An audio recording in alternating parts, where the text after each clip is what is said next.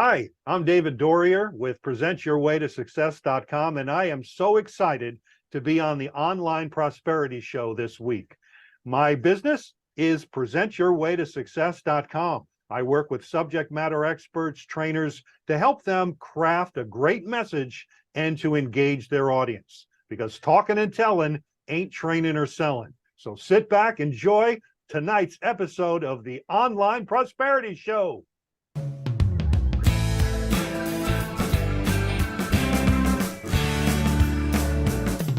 Welcome to the Online Prosperity Show, where we explore the keys to personal and professional growth. And I'm your host, Prosper Taruvinga. And boy, do we have a magnificent guest today. I have the privilege of speaking to the dynamic professional speaker, trainer, and coach, David Doerrier. David, how are you doing today? I'm doing great. Thank you so much, Prosper, for inviting me to be on your show. I've been following you for quite some time, and I am so excited to now be a part of your show.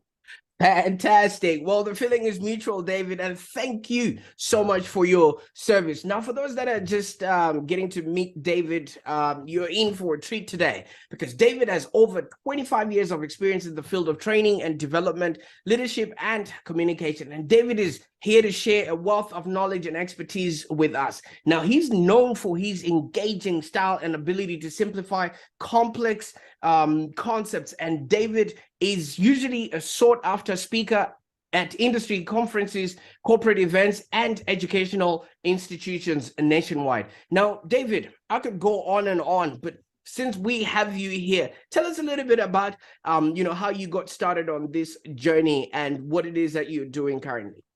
Well, that's a great question. Thank you so much for that. Well, it didn't start naturally. I'll have to say that. Growing up as a kid in Long Island, New York, when I meet folks that I graduated high school with, many of them say, well, I didn't even know you could talk, because I was such a shy, introverted kid. I'm still very shy and introverted. However, God or somebody else had some other plans for me, because through my time in the military, I ended up in career fields that put me up in front of people on a daily basis.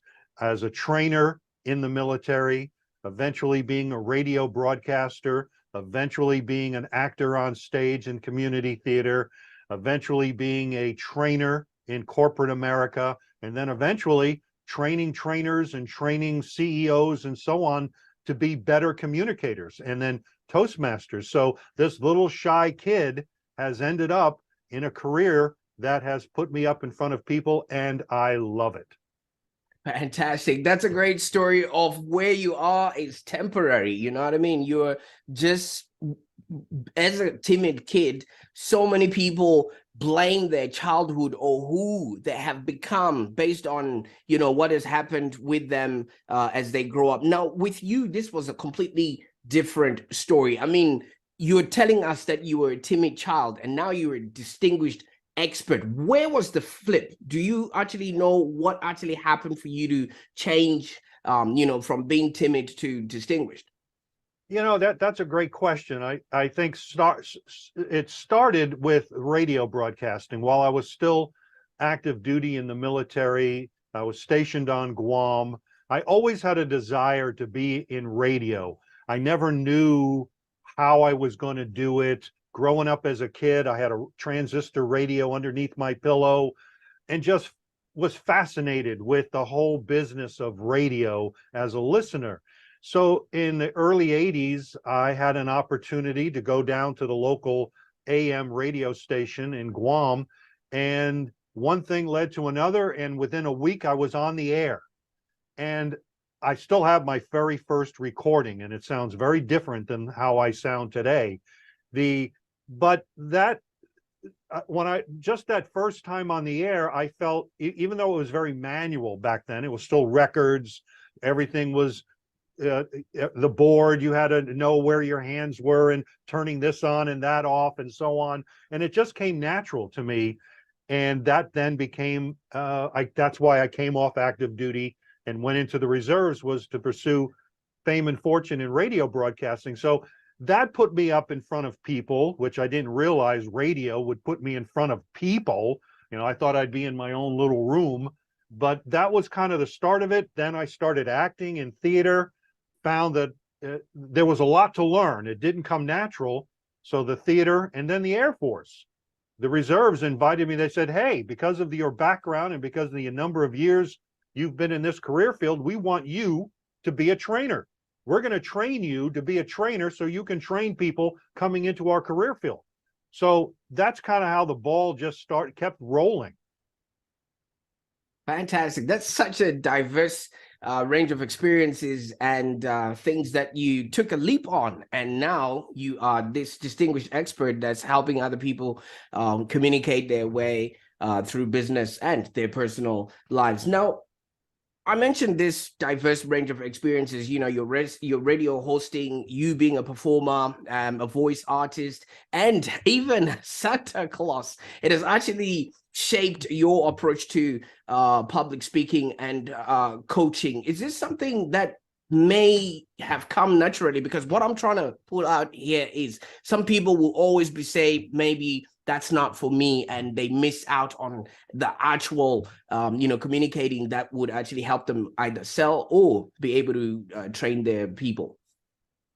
So if I understand the question correctly, it's those people that are not taking are missing opportunities and not taking full advantage of maybe their talents that they have within them.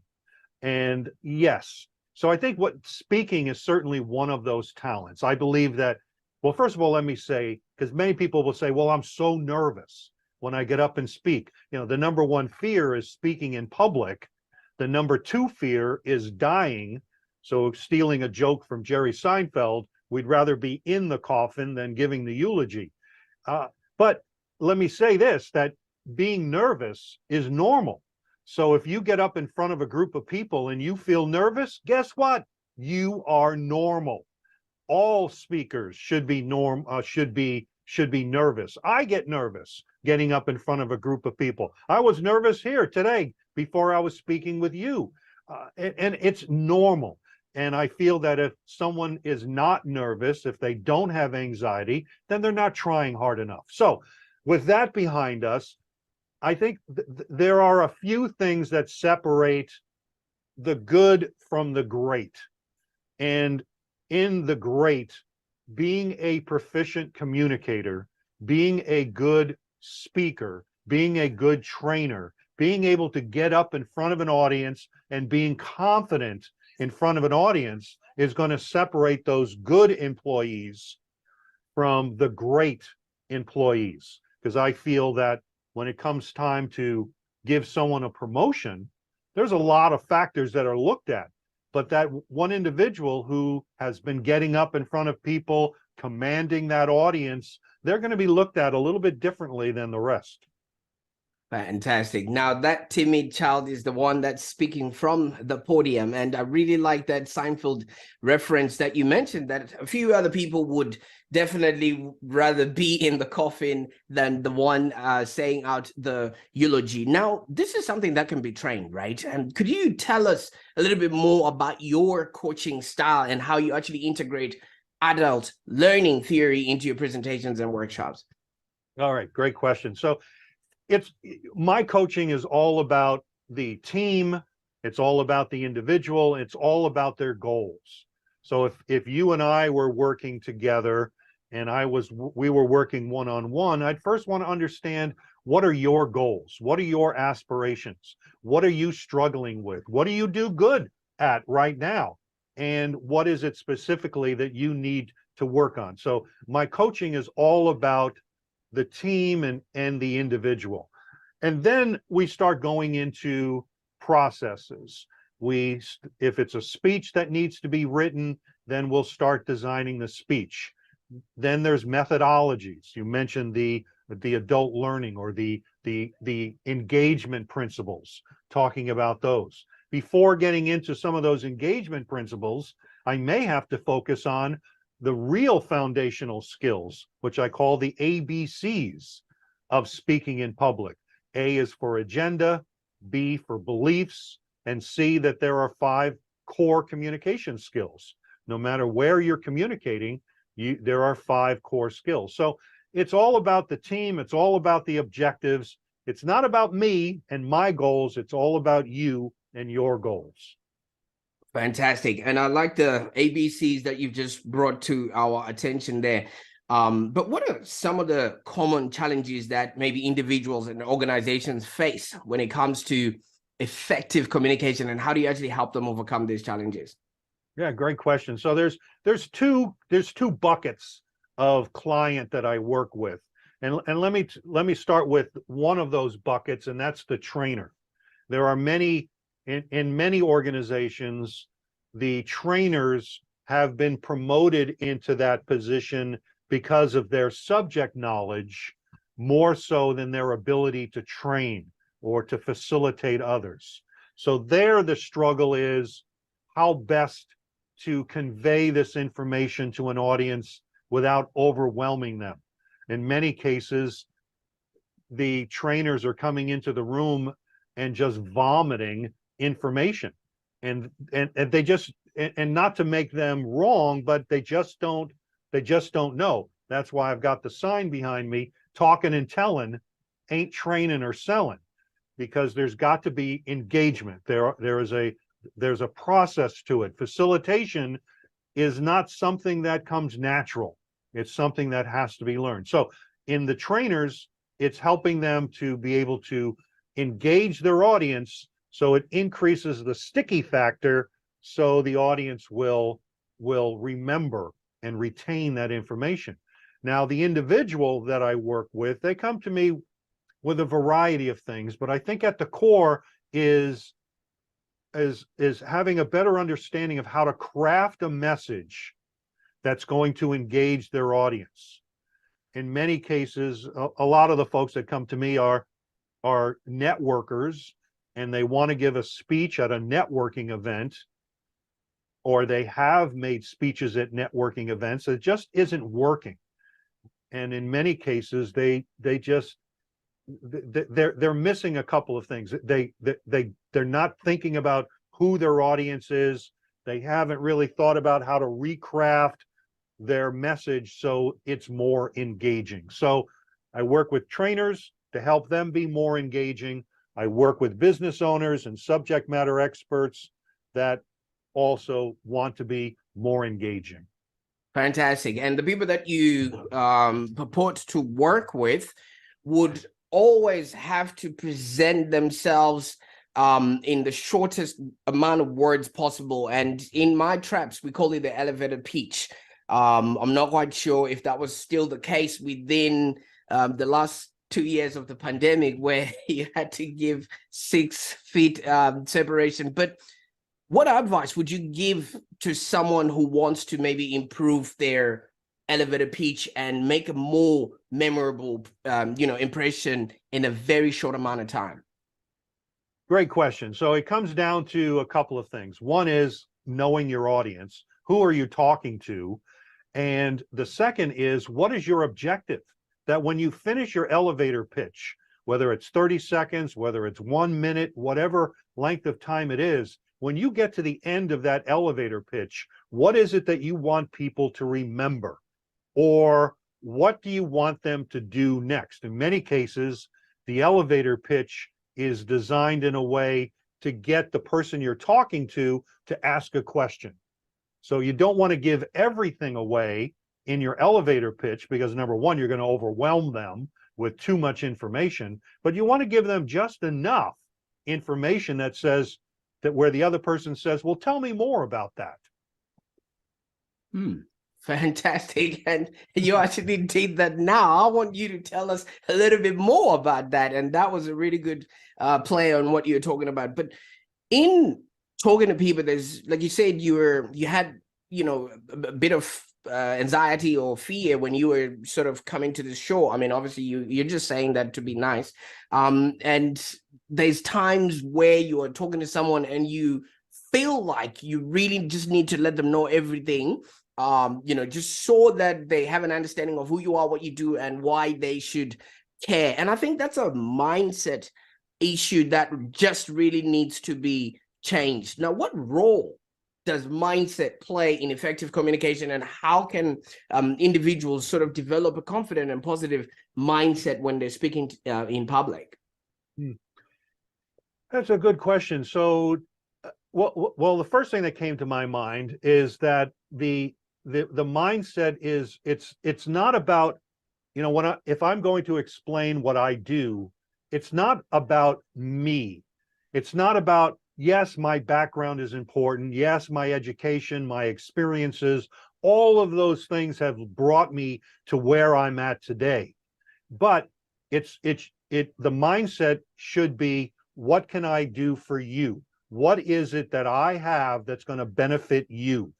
My background, my military, my acting, my radio, all of that's great, but how does that help you? A lot of people will talk about, well, I've graduated this, I've taken this course, I've done this, I've done that, I've done all of these things. Well, all of that's great, but how does that help me?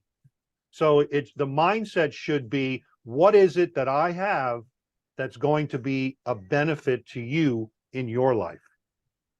Absolutely. And you keep referring to people's backgrounds, because I see a lot of coaches and consultants, especially the whole lot of them that are in our audience, using, what I've now started calling the alphabet soup of the courses that they have done, CAP, CAF, CPM, all of those things. And I feel like it's only, addressing their peers, not necessarily their actual audience, but it does have relevance for them to stay, relevant within their peer group or their individual, confidence. But for you, as a retired U.S. Air Force, member, and thank you for your service once again, how has that military background sort of influenced the way you now approach the world right now, especially leadership and communication? Has that played a part, or was that just yet another pin on your decorated uniform?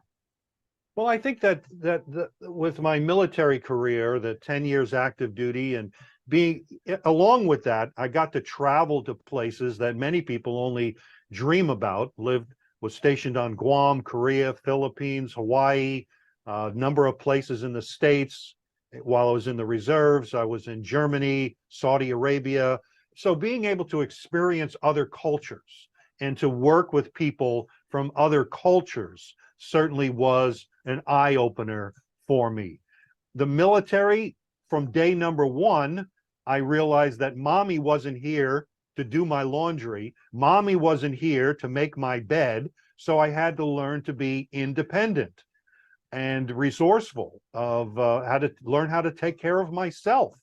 And one of the other things I learned when I was, once I was in the reserves and then working in corporate America, that a lot of companies really value that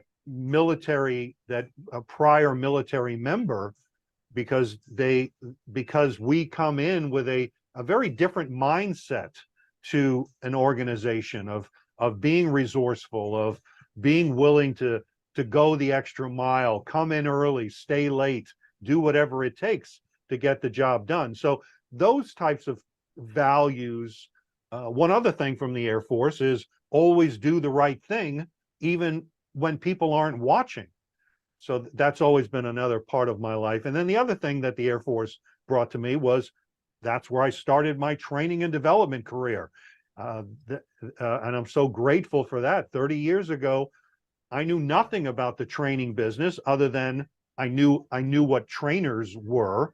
And I had a radio background, I had a theater background, but theater and radio is not the same as getting up and engaging an audience on a daily basis. Fantastic. When you started talking about making your bed, I remember the speech by Admiral McRaven. Is that William McRaven? About how in the military, just making your bed is the be it and end all of who you're supposed to be. So things like that, really stuck with me. And thank you so much for sharing your experiences there. Now, you mentioned before you finished your last statement there that 30 years ago, things were totally different. 30 years ago, the technology was different. Right now, you are in another continent. I'm in Australia. we're talking, we were, checking our microphones before.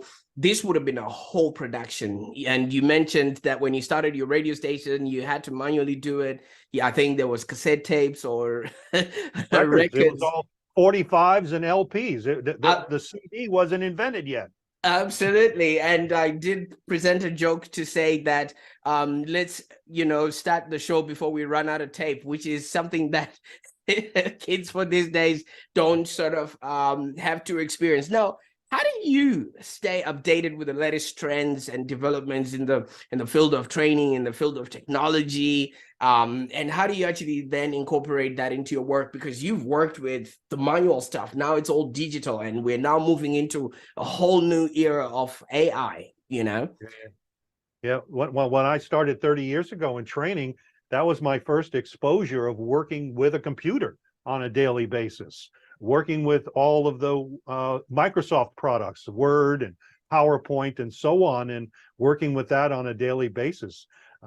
And learned very quickly 30 years ago that I got to make sure I click that save button a lot, because I lost a lot of data without doing that. But anyway, so yes, over the years, I've seen a lot of transitions. In some cases, some of these transitions came because of disasters in the world. For example, 9/11. Prior to 9/11, much of the training in corporate America was being done face to face. And people were traveling all over the country. Companies were paying all kinds of monies either to bring in a trainer, move all of their people around for a conference and what have you. But then 9/11 kind of shut that down a little bit.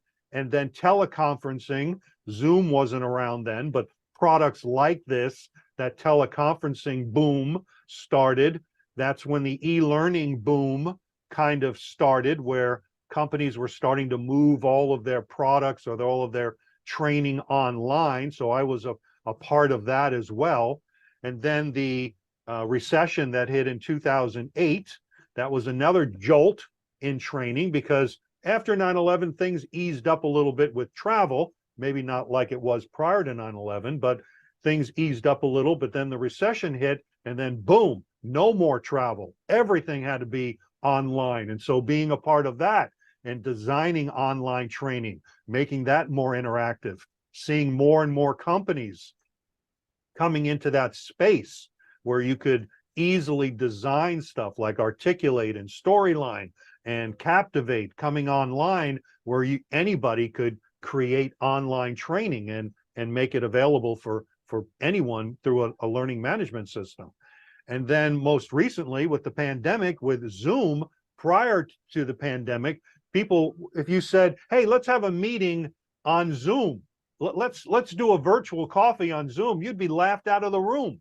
But now, I mean, it's a part of our life. And look at this. Some of this still blows me away that I'm in Atlanta, you're in Australia. How many miles is that separating us from one another? And we're basically in the same room. This is quite incredible. And so along the way, it was also, how do we maximize the use of these products? With Zoom, for example, I spent a lot of time training people on how to be better facilitators with Zoom, because everybody was saying the same thing, was, I can't feel my audience, I'm losing my audience. Well, yes, that's true. So now you got to crank it up to an 11. You got to change things up a little bit to engage your virtual audience. It's not impossible. It's different, I'll give you that, but it's not impossible to keep them engaged. Fantastic. And it seems like you do have, solutions to those sort of challenges that people are facing. If people are being all zoomed out, you can bring them back into the same room with their audiences. Now, what would be the best way that people can actually get started with working with you there, David, and maybe how they can actually learn a little bit more about how you can help them do and have a business that's profitable and enjoyable? Well, thank you for that question, Prosper. The best way is through my website, presentyourwaytosuccess.com. And on my website, you're going to find all over the place on there, you're going to find a button that says schedule a meeting with me. And if you schedule that 30-minute meeting with me, it is basically a free coaching session for 30 minutes. And I'm not going to do any selling during those 30 minutes. If you want to take things a next step, we can talk about that. But it's going to be more about learning about you, learning about your goals, and I'm going to give away some tidbits of information, something that might be challenging you. So go to my website, presentyourwaytosuccess.com. Let me know that you heard this on Prosper's podcast, and I will be more than happy to give a complimentary 30-minute coaching session, and I'll also share some resources. And also on LinkedIn. I post every day on LinkedIn on helpful tidbits on how to be a better presenter. Fantastic. I've just followed you on LinkedIn, so don't leave me hanging, sir. Now, obviously, if people are really excited about what you have to offer, especially just with this complimentary call, can you just maybe share with us a success story of someone or even an individual or an organization that you have coached or trained, just really highlighting the impact of your guidance and how their communication skills and overall success improved? Yeah. Great question. The one that always pops up into my head first is a gentleman who recently separated from the Army and took a sales role with a nationally known insurance company. He knew that he could be successful at this job. He liked speaking when he was in the Army. He enjoyed the prospect of being in sales at some point and knew that he could be effective. However, he was struggling. He was struggling because of a couple of things. One, that transition from military life into civilian life. But the thing that we focused on was that I'm not a sales coach. I'm a presentation skills coach. But what we worked on was because all he was doing was talking, and what he needed to flip things around a little bit and ask more questions to get into his prospect's head a lot more. He needed to also incorporate stories into his selling. By incorporating more questions, by listening more, by incorporating stories, he has tripled his sales, and he is now a mentor for other folks that are coming on board in this new sales role. Fantastic. He has been bitten by the Doerrier bug, I must say, because obviously if you can talk and put your communication skills out there, and like you say, talking and telling and training or selling. Okay. Now, last but not least, you did mention you've got a radio station, and I've been trying to tune in to that station now, and you seem to have a unique mix of music that you actually offer. Now, how did you venture into this space? Well, this is going back 2015. I started this internet radio station, CLIradio.com, which stands for Classic Long Island Radio, because of the inspiration I had from when I was a kid growing up on Long Island. It's morphed into what it is today. Today, it is what I call an album-oriented rock station from the 60s, 70s, and 80s. Lots of deep cuts, lots of songs that people would recognize, but lots of songs from artists that people have no idea. Now, I didn't know all of these people, all of these artists. I have about 8,000 songs that are on the station. It's all automated, no commercials. You will hear my voice every once in a while doing a promo of some sort, but it's I've got listeners all over the world. It's a passion of mine. It's more of a hobby. I don't make any money off of it. I wish I could, but I have listeners all over the world, and thank you so much for bringing it up. Fantastic. Well, I want to thank you for your time on the show today. and really letting us know the ins and outs of communication and how you have actually gone from, the timid child to this now accomplished expert. Thank you so much there, David. Thank you, Prosper. Fantastic. Now, please help me thank David for sharing his valuable insights and experiences with us today. It's been an honor to have you, Sarah, on the show. And to our listeners, if you're interested in taking your public speaking skills to the next level, be sure to reach out to David for a complimentary coaching session like he has offered. And remember, effective communication is the key to unlocking your full potential. And I encourage you to join us next time on the Online Prosperity Show as we continue to explore the tools and strategies for personal and professional growth. Until next time, stay prosperous. Bye for now.